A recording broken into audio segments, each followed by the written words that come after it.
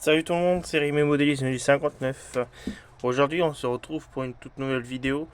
Moi là je suis revenu vite fait un peu dans mon garage pour vous présenter une pièce, voire même deux, hein, pour un futur projet. Donc là, bon, vous pouvez le voir, c'est un châssis thermique, mais il sera pas en thermique. Donc c'est un Obitech. Vous avez la référence juste là, STRW-002 pour châssis Spirit 2 roues motrices. Alors, là où j'explique, moi j'avais l'intention de me faire un projet peut-être un 8ème brushless en 2 roues motrices. J'arrêtais pas de voir ça sur les forums et tout ça. Je me suis dit, bah tiens, pourquoi pas me lancer.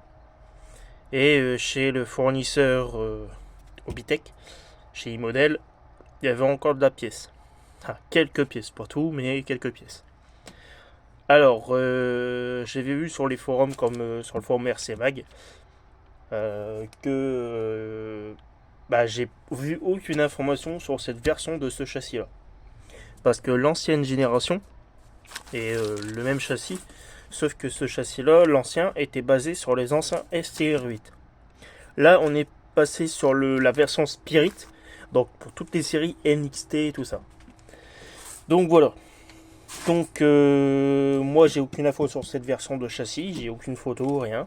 Donc je peux pas dire comment c'était, comment la voiture avait été construite, est-ce qu'elle était sur des bras de suspension à rotule ou sur étrier. Je n'ai aucune idée. Donc on va découvrir ensemble le projet. Déjà là je vais vous sortir le châssis. Bon, le plastique forcément il n'est pas tout jeune, donc il s'effrite assez facilement, enfin il s'enlève assez facilement. Donc voilà. Ça va être un très beau projet à avoir évolué sur la chaîne. Ce que je peux vous dire c'est que il y a du poids. En même temps pour un 2 roues motrices c'est très bien. Donc comme vous pouvez le voir, hein, donc c'est un châssis nitro, rien de plus classique. À part qu'il y a une différence sur cette version là. Déjà il est vachement épais. Donc je vais allumer mon pied à coulisse. On va prendre l'épaisseur du châssis. Voilà, donc j'ai 4,5, donc ça fait entre 4 et 5 mm à peu près, donc c'est quand même assez épais. Ça équivaut au NXT-RR et XR. Donc comme vous pouvez le voir, la particularité de cette voiture, c'est qu'il y a deux parties ici, à l'avant et à l'arrière, qui sont spéciales. Comment spéciales? Tout simplement parce que le train avant est vachement incliné. Hein, comme vous pouvez le voir, je peux pas, j'ai pas d'outil pour voir l'angle qu'il y a. Mais ce que je peux vous dire, c'est que il y a de l'angle, quoi. C'est vachement plié devant. Donc c'est assez costaud, hein. Franchement, le châssis est vraiment assez rigide, j'ai l'impression. Et ici, nous avons une pièce, enfin un supplément de châssis ici, pareil, à l'arrière. Donc c'est une pièce, c'est une partie en surplus. Alors désolé, il vient de se mettre à pleuvoir, donc il faudra que je revoie la vidéo chez moi à la maison pour la suite du projet. Donc en fait, cette partie-là, ça va servir pour mettre le lest. Ou alors, comme en thermique, dans la version de base, on mettait généralement l'accu de réception à l'arrière pour maximiser le poids sur le train arrière pour la motricité et tout ça. Donc voilà. Donc vous pouvez voir la position ici du cerveau. Donc c'est comme pour les XR et tout, enfin les nouvelles séries NXT et tout ça. Donc ça c'est très bien. On a tout le centre de gravité vers la centre de gravité bas. Vous pouvez voir, c'est bien usiné ici. On a le moteur de thermique qui a été reculé. La transmission a été reculée aussi. Alors ici il y a un trou. Je ne sais pas pourquoi. C'est pour ça que j'aurais bien voulu avoir des informations sur cette version de châssis. Donc il y a un trou super. Il y a un trou ici avec une vis houblon. Donc je suis bien curieux. Est-ce que c'était pour mettre un poids ou quoi? Franchement, je n'en sais rien. Donc là on est en placement pour le renfort de châssis ou non, support de réservoir. Ça c'était pour une des pièces du support réservoir, pareil ici. Là on est pareil, comme on est plus bas, donc c'est usiné pour les supports de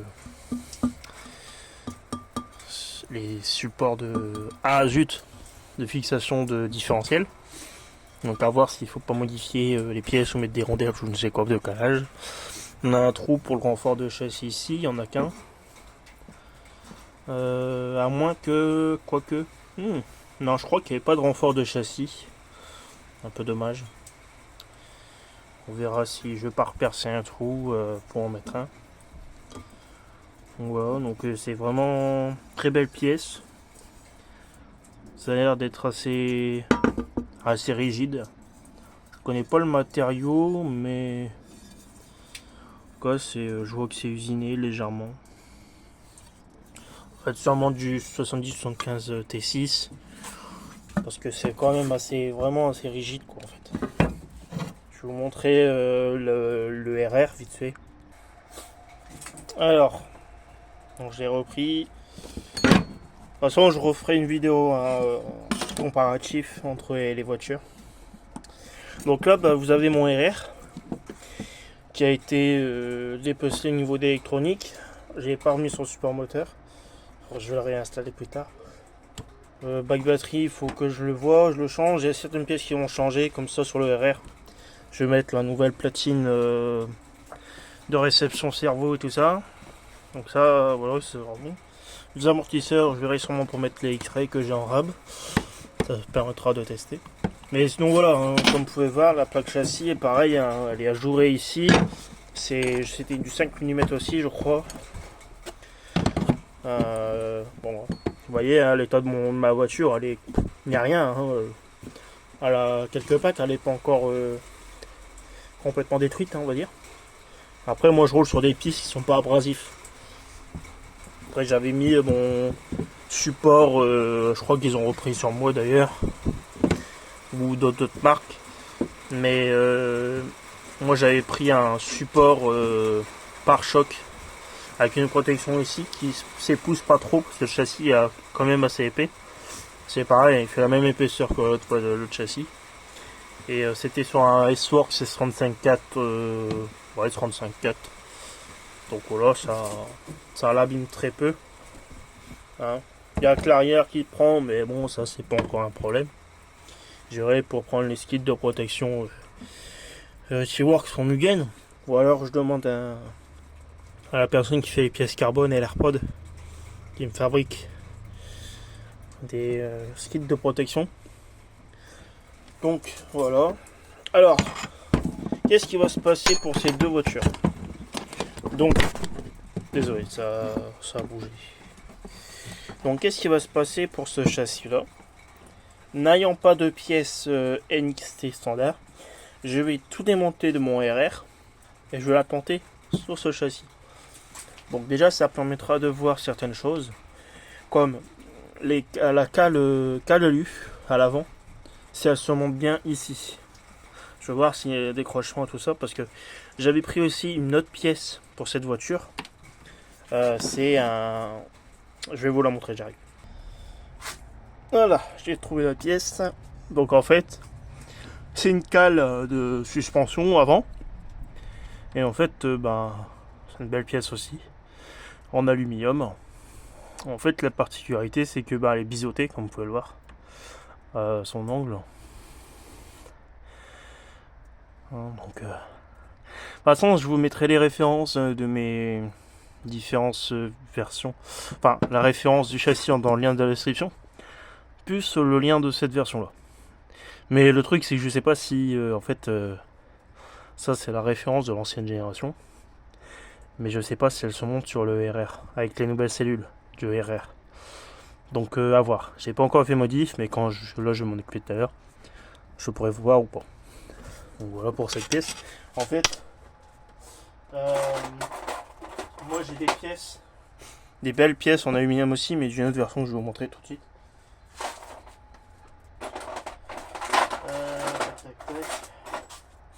Bon, j'en ai que deux. Ah bah oui, l'autre pièce est sur le châssis. Ok. Là par exemple, j'ai une pièce en aluminium aussi. Celle-ci, elle peut aller sur les RTR, mais je crois qu'elle n'existe plus cette pièce-là. Elle a été remplacée par les nouvelles cales, hein, comme cela. Mais en fait, avant, moi j'ai j'ai deux 8 en plus. Pas 3 avec celui-là maintenant. J'ai une version Rally Game de la Hobbytech, c'est la STR8 GT.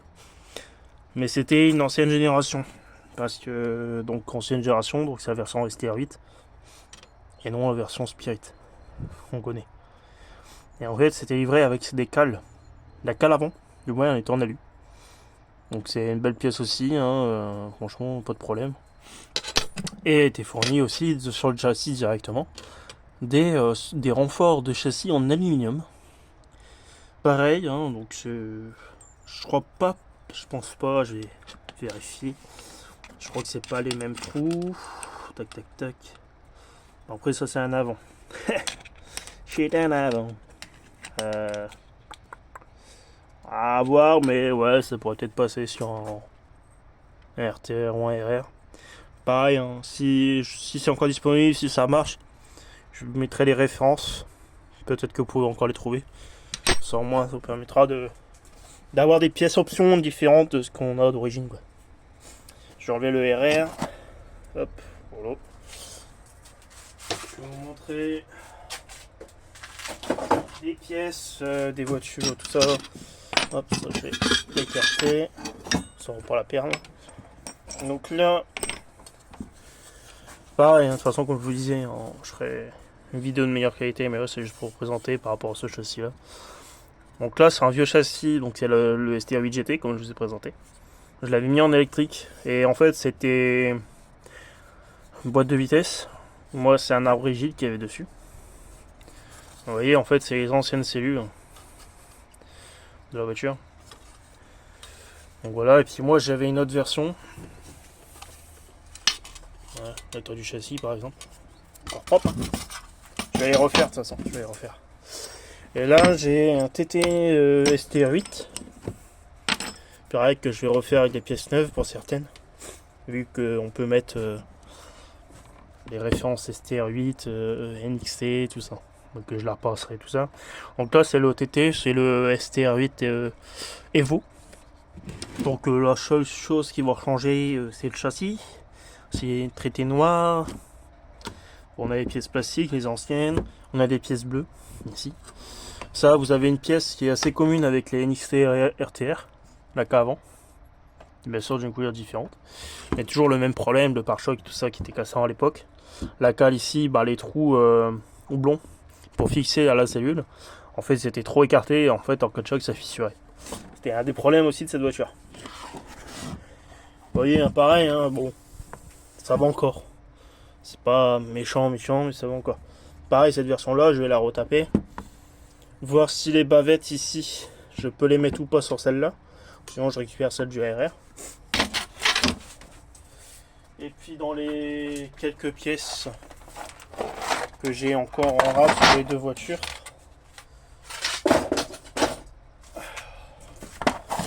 donc là,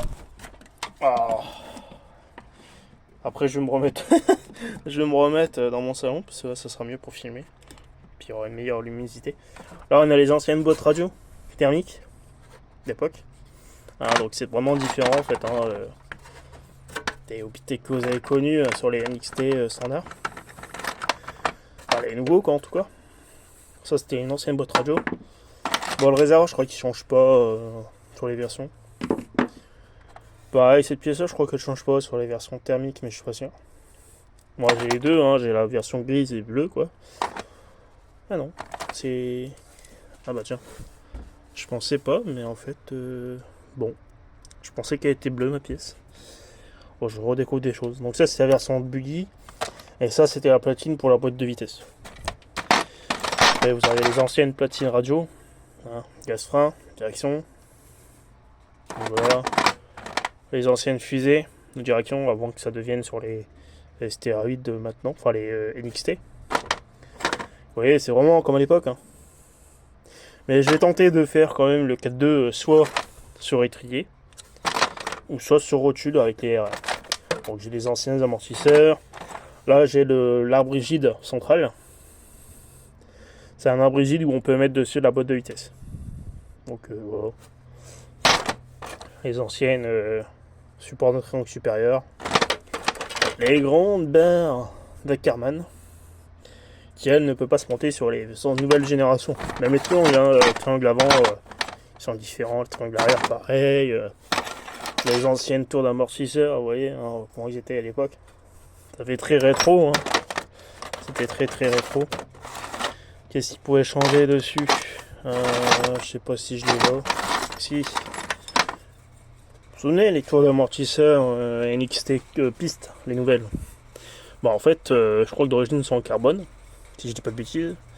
Et du coup en fait ils sont repris sur les anciennes générations. Donc ça c'est ma tour avant de la GT quoi. Donc voilà. Puis je crois aussi disque de frein, j'avais des disques de frein option sur la GT. Vous voyez. Donc voilà. Bon écoutez, moi ce que je vais faire c'est qu'on va se retrouver, je vais arrêter là la vidéo là tout de suite. Et puis on va se retrouver dans un autre format au chaud. Je vous ai dit là j'ai juste fait ça vite fait dans le garage, donc il fait froid. Et en plus il pleut. Et puis on se retrouvera, et puis comme ça au moins je pourrai commencer le projet et tout ça. Allez, à tout de suite. À tout à l'heure surtout. Alors, on se retrouve, donc là, c'est la deuxième partie de vidéo, enfin la suite en tout cas. Donc voilà, donc j'ai démonté toutes les pièces de l'ancien châssis Obitech NXT-RR et que je les ai placées ici à blanc sur le nouveau châssis. Donc j'ai rien remonté, hein, c'est juste posé. Donc voilà. Alors, malheureusement, donc ça va se faire en plusieurs parties de vidéo. Hein. Au moins, on découvre à chaque fois qu'est-ce que je vais faire sur la voiture. Donc voilà. Donc du coup, moi, comme je dis, hein, pour la prochaine vidéo, moi je vais faire mes modifications de mon côté. Parce qu'il y a plein de choses à voir. Comme par exemple, j'avais commencé à démonter tout l'ensemble transmission centrale. Je l'ai posé. Bon, ça rentre. Mais le souci, c'est que les trous, ici, que ce soit sur le support moteur ou sur le palier, ne sont pas centrés. Il doit y avoir un petit millimètre, pardon, entre les trous. Donc c'est dommage. Je pensais que j'allais pouvoir tout démonter de la voiture, enfin démonter le RR pour direct l'installer sur la voiture. Alors, je savais qu'il y avait sûrement des modifications effectuées, mais de là, on va avoir une grosse modification à faire. J'étais pas prévenu, j'étais pas, comment dire, j'étais surpris en fait que j'avais autant de modifications à faire. Donc voilà, c'est un peu con. Sinon, du coup, le train arrière du RR se monte parfaitement. Il n'y a pas de problème au niveau des trous, c'est exactement les mêmes. Pour ce qui est de la boîte radio, c'est pareil. Hein, elle se fixe parfaitement. Oh, j'ai pas réussi à retirer le plot. La vis est foirée, donc faudra que je revoie. Mais en tout cas, ça passe. Donc c'est merveilleux. Donc pour gagner un peu plus de poids, je changerai l'ensemble. Hein. Je mettrai un nouveau boîtier récepteur avec le nouveau système de direction. Comme ça, lui, il restera sur l'ancien. Ou alors, je ferai deux modifs. Ça sera fait. Ça permettra éviter d'avoir le problème pour le calage du pignon moteur. Et d'avoir une grosse boîte radio qui sert à rien sur la voiture. Pour ce qui est des bavettes, c'est pareil. J'ai un souci de centrage de trous. Donc en gros, c'est pas méchant, hein. J'aurais juste à couper les pièces, les trucs là. Et repercer un trou. Ça va pas me poser problème. Je vérifierai quand même avec les anciennes bavettes si ça passe. Comme ça au moins, voilà. Qu'est-ce que le train avant? Il y a le train avant, hein, donc pareil, les fixations sont basses, mais vu que en fait le train avant est rallongé et qui est incliné, Vous voyez hein, la partie ici qui est inclinée, et encore, ça va encore plus s'incliner. Bah en fait, je vais devoir me fabriquer une pièce, petite pièce, hein, donc il faudra que je vois comment je vais faire, qui permettra, avec mes vieilles supports de tirant supérieur, de STR8 que j'ai, je le fixerai dessus, et en fait je vais me refabriquer une platine. Qui permettra de revoir toutes les commandes de direction posées sur les fixations ici. Donc voilà. Ensuite, ben, ça sera les seules modifications que je vais faire. Le plus gros du travail, ça va être la transmission. Donc, soit je vais regarder si mes anciens paliers nitro passent. Et si c'est le cas, ben je verrai pour prendre les paliers support moteur et tout ça, soit d'une autre marque, si ça passe. Ou alors, ben, je prendrai Obitech, mais avec les supports moteurs électriques des anciens modèles. C'est dommage. Donc, du coup, voilà. Je pense que c'est tout. Je vais quand même, pour la fin de cette vidéo, je vais peser le châssis, que ce soit celui-là et celui-là. Bon, il y aura une micro-différence, pas grand-chose.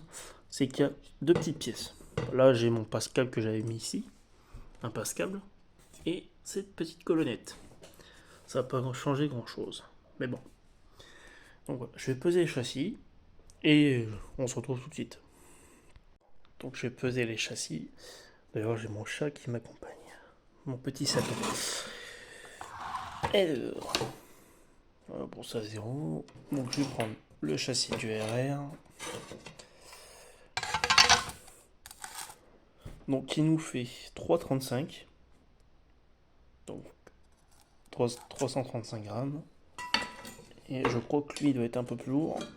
Ouais, bon déjà je le sens qu'il est déjà plus lourd. 426 grammes. On a quasiment une petite centaine de grammes, même pas.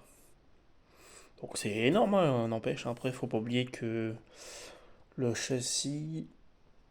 J'ai oublié de reprendre mon pied à coulisse, mais ça on verra dans une prochaine vidéo. J'ai l'impression que lui, il y a déjà plus de matière. Après, il faut dire, il y a cette énorme pièce là. Il y a tout le train avant qui est différent. Hein, mais du coup, voilà.